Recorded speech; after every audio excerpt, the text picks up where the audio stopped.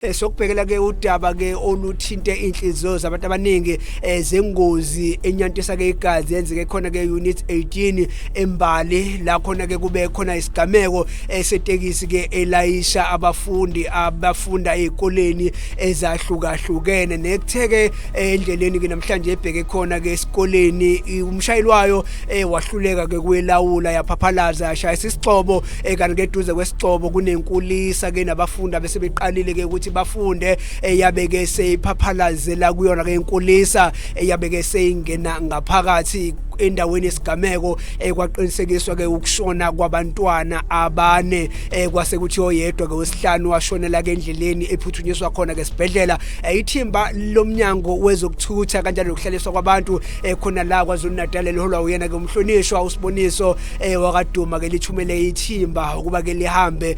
liye khona ke endaweni yesigameko kwase kuthi ke ukukhulumela yena ke umnomzana uSiboniso Duma sikhuluma ngondaba ezinhle sibiya wabe siyasithumelela ke umbiko nala khona ke undunankulu ke besezwakalisa amazwi enduduzo kuwona ke amalunga emndeni kuyona ke lahlekelwe yibona ke abantwana kusona lesi sigameko kulabo kwabanenhliziyo ezintekenteke ke siyanxusa ke ukuba ke lolu daba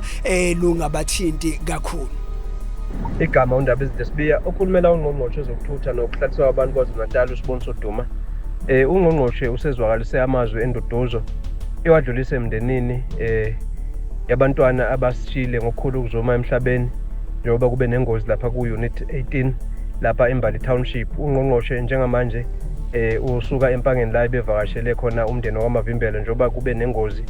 enyantisa igazi ethathe amalungu emndeni amathathu ngeweekend kanti ungqongqoshe gcizelele ukuthi kunophenyo asethe alwenziwe iRTI sebenzisana namaphoyisa ngoba kunemibiko yokuthi udriver wetekisi le engene ecrash esenzo kuhle uphume istafu itekisi lihamba kanti ke sebengu5 abantwana sebeshile emhlabeni. Ungqongqoshe ke uyagcizelela ukuthi uphenyo luzobheka ukuthi ingabe yini enza ukuthi aphume istafu noma kuyiqiniso lokho njoba omakhelwane abavuswe ingane beyikhala beveza ukuthi udriver uphume istafu. Okunye ungqongqoshe wathi akubheka ukuthi ngabe leli tekisi belisesimeni lokuthi sokuthi lithuthe izingane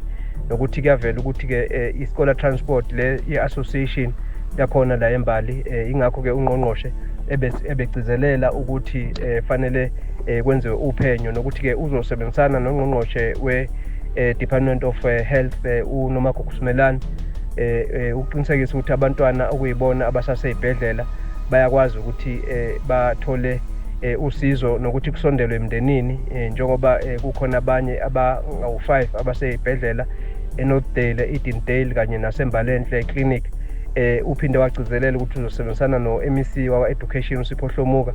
uqikelela ukuthi kuyasondelwa emndenini kanye nasesikoleni lesi isenzo kuhle preschool njengoba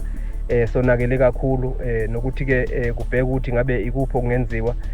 ukusiza othisha nabantwana ababone lengozi bawu5